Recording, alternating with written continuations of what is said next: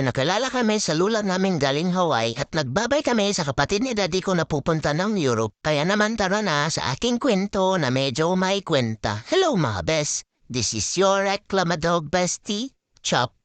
Papakilala nga daw kami ngayon sa aming lula na galing Hawaii. Ngayon din ang flight ng kapatid ni daddy ko na pupunta ng UK. Kailangan daw mabango at gwapo kaya ayan at pinaliguan ako. Sa mga hindi pa nakakakita ng aking wet look, ayan na magsawa kayo. Hoy, gusto mo yarn? Siyempre hindi ako papayag na ako lang yung nangangatog dyan kaya sinunod nila si Bakika. Nung inalis nga yung polya mga biskala ko maligno. Uy, tapos binihisa na kami at kanyang outfit namin. Di pa kami nakakaalis si Bakikang parang pagod na. Andun na daw sila sa MUA, nauuna pa ang video. Double time Nag-book na nga kami ng in-drive para pumunta ng MUA. So far wala kaming issue sa mga drivers nila. And take note na hindi ito sponsored at base ito sa aming personal na experience. Sa bilis lang aming naging biyahe at ayan nasa MUA na kami. Humiyahe nga yung pamilya ni daddy ko dahil niya flight ng kapatid niya ngayon. Sakto ay nagbakasyon si Lula galing Hawaii kaya yan pinakilala din ako. Taga Europe ngayon na pangasawa ng kapatid ni daddy ko. Kaya naman doon na siya mamamalagi. Naku, Timta, balita ko ay may turkey dyan, mas malaki daw yun sa chimkin. Kaya ayan kahit hindi ako mahilig magpahalik ay nagpakis na nga ako para may pasalubong siyang turkey pag nagbakasyon siya dito sa Pinas. So kung nga pumunta si Timta sa airport ay nagsalo-salo muna kami dito sa may seaside. Pinindisyonan ko muna siya ng aking kapugian para sa kanyang zip flight.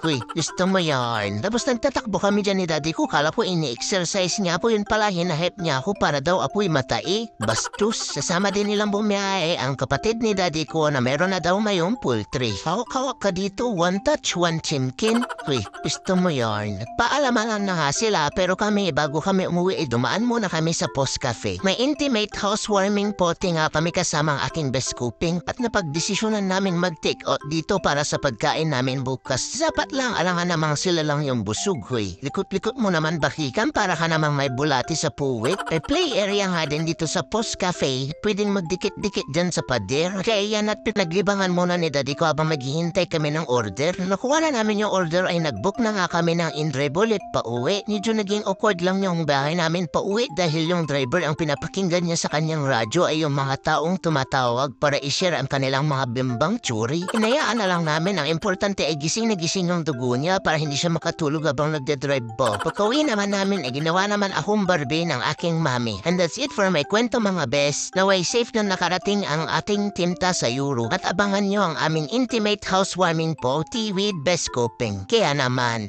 ingat kayo lagi and spread positivity. Best coping, see you.